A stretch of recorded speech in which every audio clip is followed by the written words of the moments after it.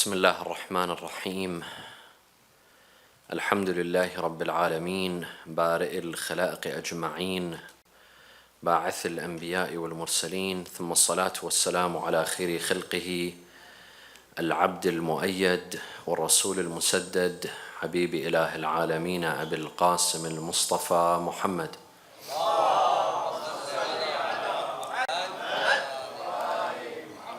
وعلى أهل بيته الطيبين الطاهرين وصحابته المنتجبين.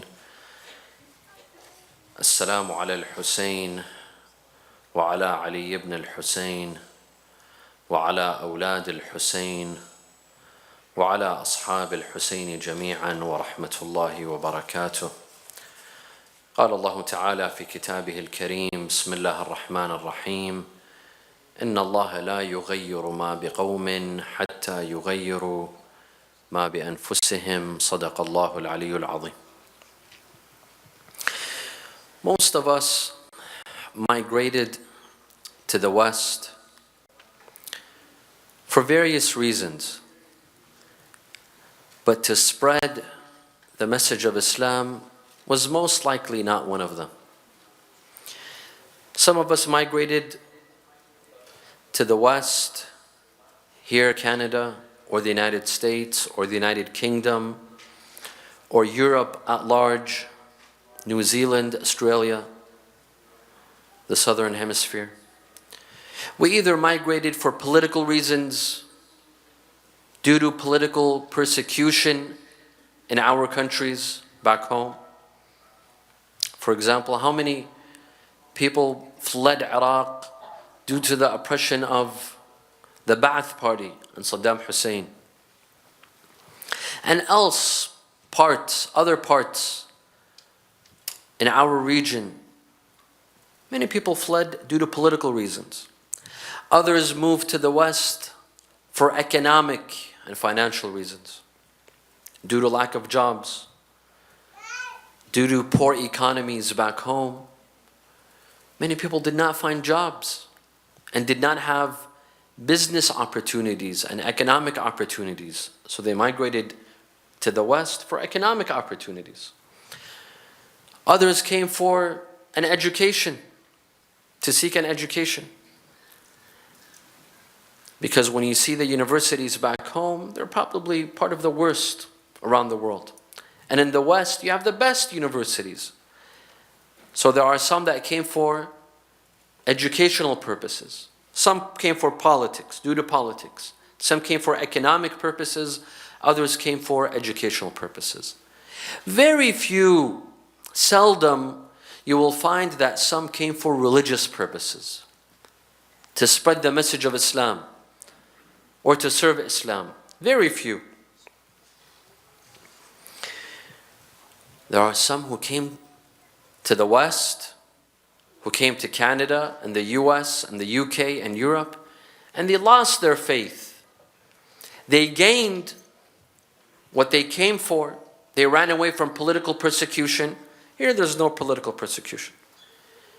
They came for economic prosperity. They became economically well off. They came to receive an education. They received their education. They received what they wanted, but they lost something. They lost something very valuable. That is their faith, their Islam, their Iman. If it's not them, their children, their grandchildren, they lost their faith. They lost their religion. And there are others who remained faithful and remained religious. So what do we do now? Those who came for political reasons, they found a political sanctuary. They wanted economic prosperity, they found economic prosperity. They wanted an education, they found it, but they lost their faith. Or their children lost their faith. What do we do now? What's the solution? What's the answer? If we want to remain religious, and we want our children to remain religious, we want to preserve the faith of ourselves and our religion and our children, we must act. We must be active. We must participate. We must take initiative. We don't wait for others to work. There are some people that are lazy. They don't take initiative. If someone else wants to do the work, they're more than happy to give room for others. Someone starts an Islamic school. They don't take the initiative. They wait for someone else to start an Islamic school. They wait for someone else to establish a mosque or a center or a cemetery or anything. They don't take the initiative. They don't start because they're lazy. Well, if you want to be lazy, you will lose your children. How many moved to the West and then they lost their children? Their daughters took off their hijab, or their children went astray. They went towards drugs. They stopped praying. Hasn't this happened? How many families do we know that this happened to them? So what do? We wait for us to lose our faith and our children to lose their faith? No. We have to act. We have to work. Coming to the majalis of Abu Abdullah is something very important, but it's not enough. Coming to a Saturday school or Sunday school is something important, but it's not enough. There has to be more activism. We have to be more active in our community. We have to work for Islam in this community and in this country. We might not have come to this country with that intention, but we can switch the intention. We can switch the intention. We came for political reasons or economic reasons or for educational reasons, but now that we stay, let's stay for a religious reason. Now that we're here, let's work for Islam.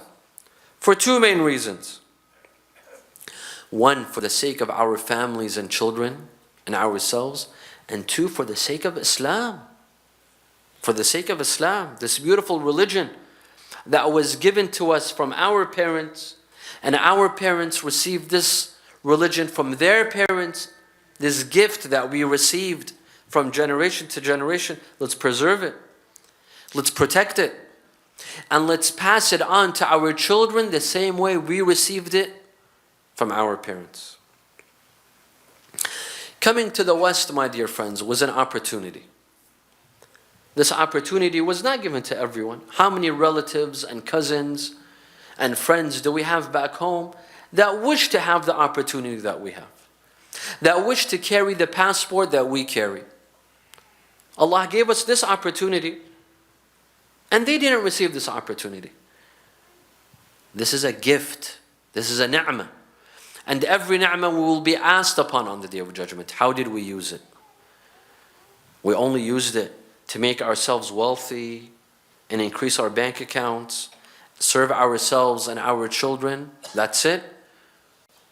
Or did we make use of this opportunity to serve Allah's religion, to spread Islam, and to protect Islam, and to enhance the image of Islam? We'll be asked. We'll be asked on the Day of Judgment regarding this opportunity that we had. There are three major issues that are facing us. Today, we as Muslims in the West, there are three major issues that face us. Number one is the distorted image of Islam. Because of terrorist groups like ISIS and like Al-Qaeda and like Boko Haram in Nigeria and like Al-Shabaab in Nigeria and other terrorist groups in the Philippines, the image of Islam has been distorted. Some people in the West, Westerners, when they hear the name of Islam, they're frightened, they're scared. Because the image that they have of Islam is bodies without heads, women taken as slaves, the bombings of churches and synagogues, and so on and so forth. The name of Islam has been ruined. This is an obstacle that we face. Christianity does not have this problem. Judaism does not have this problem. But Islam has this problem. The name of Islam has been ruined thanks to the negative media coverage of Islam, and thanks to terrorist groups like ISIS, Al-Qaeda, and others. This is one. Two, another major problem that we face as Muslims is the rise of rightist conservative movements. In the US, Islamophobia is on the rise. Here in Canada, in Europe, there's something called Islamophobia, the fear of Islam. And there are certain political activists, there are specific politicians that have an agenda. They have an agenda to scare people of Islam, to tell them that Muslims are a danger. We should not accept them to our countries. We should stop the migration. US is for Americans, Canada is for Canadians, Europe is for Europeans. Muslims are not welcome. This is a movement. There are extreme voices, rightist, conservative voices in the UK, in Canada, in America, in Holland, in Europe, all across. And they want to ban Muslims. In some parts of the world, they've banned the niqab. In some parts, they've banned the hijab. In France, women cannot go to public schools with hijab. You cannot go to public places with hijab. And slowly they want to ban Muslim presence. This is an obstacle that is facing us. What do we do? Do we just stay quiet? We put our hands on our cheeks and we say, La ilaha illallah, la hawla wa la quwwata illa billah. This is it? This is all we can offer? To say, La hawla wa la quwwata illa billah? And three, the third obstacle that we are facing, we are losing our youth. Some of our youth. Alhamdulillah, we have some good youth. We have religious youth. I testify to this. We have youth in the Muslim world that are more religious than some youth in Karbala and Najaf. I've witnessed such youth. In their hijab, and their salah, and they pray salat al-layl, they come for ziyarah, they go to hajj and umrah. But at the same time, we have other youth that we've lost. That we've lost to drugs, to alcohol, to promiscuity. What do we do for these youth? How do we get them back? My dear friends, Islam encourages us and invites us to work, to be active, not to sit lazy, not to complain, but to be active, to translate our complaints into action. We have a beautiful religion. But today this religion has been distorted. Its image is ruined. It's like a beautiful painting. A beautiful painting. Someone comes and scribbles all over the painting. What do? You have to come and fix the painting. You have to come and bring back its beautiful image. Otherwise, it becomes ruined forever. Islam invites us to work. وَقُلْ اعْمَلُوا فَسَيَرَى اللَّهُ عَمَلَكُمْ وَرَسُولُهُ وَالْمُؤْمِنُونَ وَالَّذِينَ جَاهَدُوا فِينَا لَنَهْدِيَنَّهُمْ سُبُلَنَا. Today when we work for Islam, this is a jihad. Jihad is not just in the battlefield. Jihad is when I work for Islam, when I invite people to Islam, when I enhance the image of Islam. When I work for the youth and I bring them back to Islam, this is my jihad and this is your jihad. Jihad is not just holding a rifle or a gun or a sword in the battlefield. Jihad is relative. How you serve Islam, where you serve Islam, that is your jihad. There has been excellent work in the West. There has been lots of good experiences here in the West. In the United States, in Canada, in Europe, in the UK, in Germany, in Holland. We have members in the community that have done great service for Islam. But is that enough? Should we say what has been done is enough and we sit back and relax? No. We continue their job. We continue the journey of the service to Islam through Islamic activism. We are here to stay, my dear friends. Most of you, most of us, most of the members of the Islamic community in the West, they are here to stay. Canada is your home. You don't plan on going back. The United States is your home. The UK is our home. The West is now our home. We are Canadians. We are Americans. We are British. We are German. We don't want to go back. If we plan on staying, then we have to make sure that the next generation, the second and the third and the fourth generation of our children, they remain Muslim, pious Muslim, good Muslims. As long as if we've made these countries our homes, let's work for Islam. Let's make sure that our grandchildren also attend these majalis the same way that my father and my grandfather used to bring me to these majalis, the majalis of Imam Hussein. Can you ensure that your grandchildren will also come to the majalis of Abu Abdullah? If you're not sure, then you have to work. You don't say, well, inshallah, I'll say a dua and that's it. No. Dua is not enough. Actions. We need deeds. We need actions. Imam Hussein alayhi salam, when he saw Yazid come to power, he could have said, La hawla wa la quwwata illa billah. Khalas. We have a person without credentials that has come to power to sit on the minbar of Rasulullah. La hawla wa la quwwata illa billah. Could he have done that? Yes, he could have. There were others who did, like Abdullah ibn Umar, like Ibn Zubayr, and others who were in Medina. They were respected scholars from the Tabi'een and from the Sahaba. They sat and they said, La hawla wa la quwwata illa billah. But who made a difference? Whose name remained till today and who became forgotten? Imam Hussein did not say, oh well. And he said, La hawla wa la quwwata. No. He sacrificed himself and his family for the sake of Islam. Today, Imam Hussein not only wants our tears are good, but he also wants what from us? Actions. Actions.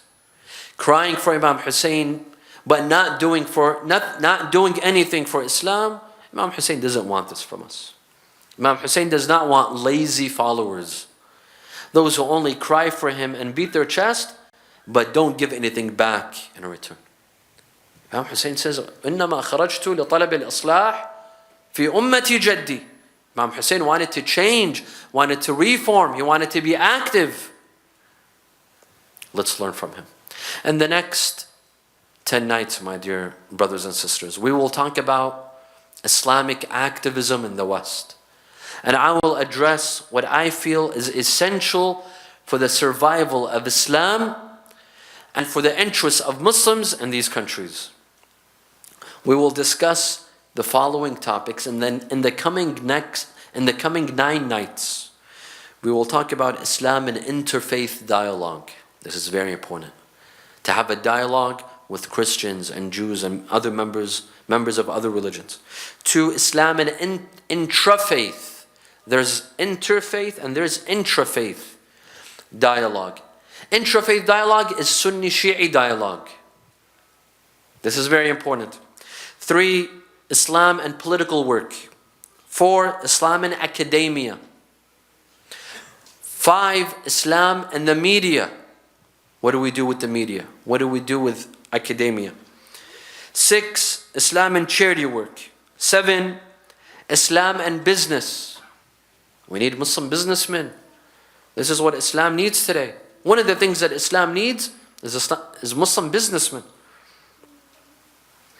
Number 8, Islam and medicine. And number 9, promoting Imam Hussein in the West. If Allah gives us life for the next 10 nights and gives us the tawfiq, we will address these topics, inshaAllah. Wa akhiru da'wana an alhamdulillahi rabbil alameen wa sallallahu ala Muhammadin wa alihi at-tahirin.